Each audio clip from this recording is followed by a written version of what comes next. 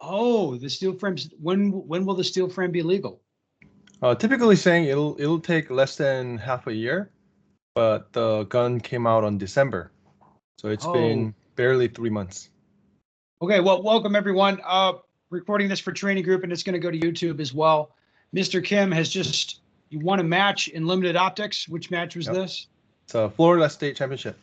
All right. And you took an Eric Grauffel class, like an Yes. advanced class, like an execution type thing. Yes. So we're going to talk about it. So the match, tell me about it. Where was it? It was right next to Tampa, Florida, Clearwater. The range is called WAC. Some people call it WEC. The whack. Yeah. Yes. It's by a dump, right? Yeah. Okay. Mm. The range actually did very well to put up a very interesting stage. Before going there, I kind of did my research. The range kind of looks weird, and previous matches it looked kind of hosey to me. But when I actually went there, there were definitely a lot of movers than I thought. Uh, Uh-huh. 10 stages matches, if I remember correct, there was about 6 or 7 movers, maybe 8, because there were double movers together. So actually, for that kind of number for movers, actually pretty interesting match for a level 2. Interesting. Yeah. Hmm. And what did you think of the steel frame? This is your first big match with it, Yes, first major. and it ran good and everything. I assume so. Yeah, yeah, zero issues. Just the holster wise, the holsters are not as available right now. So there's only a couple companies that makes it, but I didn't want to wait because they have a wait time. So what I Yeah. did is I use Comtech polymer PDP holster, and it fits, but if you try to speed draw, sometimes it hangs up and the whole holster follows up with it. So I had to file just a little bit. I think the slide and the Picatinny rail, that length or height is a little taller than the polymer. So that's where I had to file. Some other holster, I had a guy shooting steel frame at the match too, and he said he's using different custom holster. His custom holster is kind of narrow, so the breakdown lever was scraping for his holster, but Comtech holster has more opening on the side, so I didn't have to worry about that one. All right. Mhm. Okay. So the real reason you went to Florida was this Eric Grauffel class, right? That's correct. It's side by side. I shot on Saturday and took the class Sunday, Monday.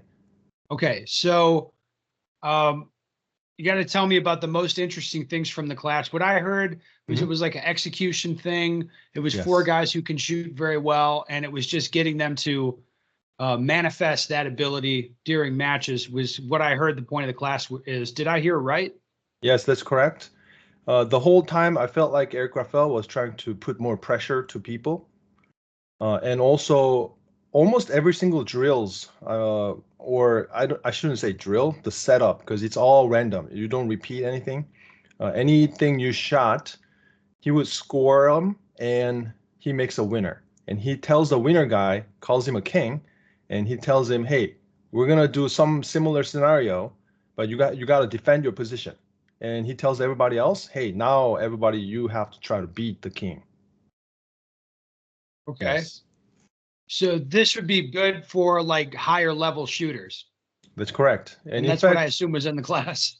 yes, there was Yeah. only, as far as I know, there was one A class, and rest of the people were either M's and GM's or equivalent to the skill. I don't think everybody was USPSA shooter necessarily, but everybody was very high level shooters.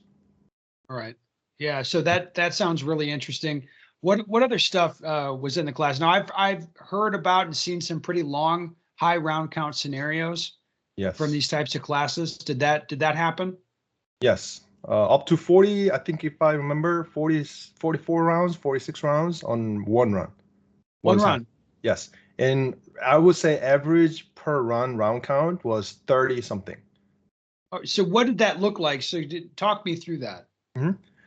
So he would set up like 5, 6 positions. And most of the time during the class, there were set targets. So two swingers were set targets that never changed. So every single time we kind of do something, except maybe 2 times, the swinger was engaged every single times, and he would put close to maybe 10 plus targets maybe, and he would just put it there but change the positions. And he says, hey, there's 5 stopping points, and for this one you have to shoot at least 1 target per position. And there were times where he says, hey, this one, I don't care where you engage, but swinger has to be shot 4 times, and swinger has to be engaged on this particular box. So for example, some shooters shot in only 2 positions because it kind of makes sense. You have to reload anyway, so you kind of. Oh, hold on. Mm-hmm. I'm getting confused just listening to this. Yes. It would be stuff like you'd have complicated sets of options and then a limited period to memorize it. 3 minutes. Right. So I would call this like IPSC style, like execution training, Yes. where you change the scenario, 3 minutes, boom, do it. Yes. And it was challenging, it sounds like. Very challenging. Okay. Yes. That's good. So what kind of like lesson points were there in that? So in between runs, he would often give priorities and the rules you have to follow. So for example, hey, swinger, if it's a dwelling swinger, so it comes out to the side, it stops a little bit, you have to shoot it on the first pass. That was one of the rules. And the top swingers, hey, you have to engage, activate it as soon as possible, but engage it as late as possible so the swinger slows down. So those kind of rule sets. And also another thing is kind of look at it, hey, this is going to be medium heat factor, so to say 7 heat factor, then at least you're going to try to get 10% Charlie or less. So those requirements were given. It was really up to the shooters to figure out where you're going to try to get all alphas and where you can risk a little bit of 10% Charlie kind of situation. Those kind of rules were given one at a time instead of like dumping at once. So I think that was pretty good idea to have the people focus on, hey, this is a priority for this run. I got to make sure I do these things. And that he was explaining how that's very valuable when you shoot 30 stages. Because when you're trying to shoot maybe 10% or less Charlies on this particular one, not everybody's going crazy, right? You don't want to go any crazy stuff in terms of shooting. But of course, he was keep telling people, hey, you don't want to do anything speedy in terms of shooting, but you want to do as speedy as possible on the non-shooting part. So beginning of the class, there were only actually 2 drills that were repeated. The first one was group shooting, and second one is 0.6 second draw time. So he was setting a part time. Hey, this is what it sounds like. We're going to do like 10 times. And rest of the stage or rest of the class, you have to do this all the time. So he was setting the priority one at a time. Right. So that's, I think you got a really good look at your skills as far as executing the ability that you already have. Yes. It wasn't so much about growing your ability.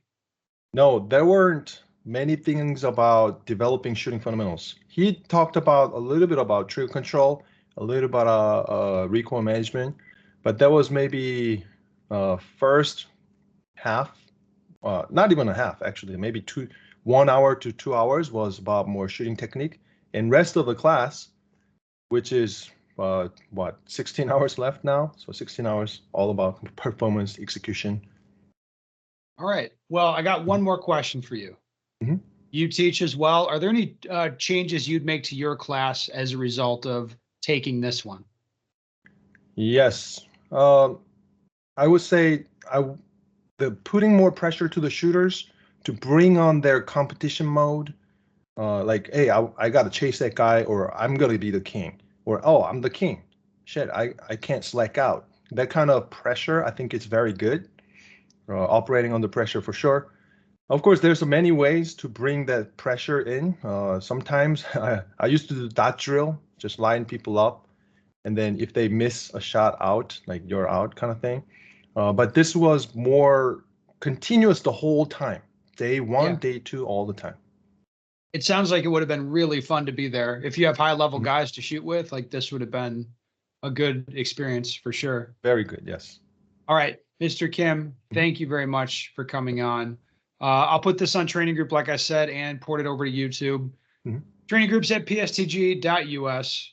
That's where we do the stuff and talk about the things. Yep.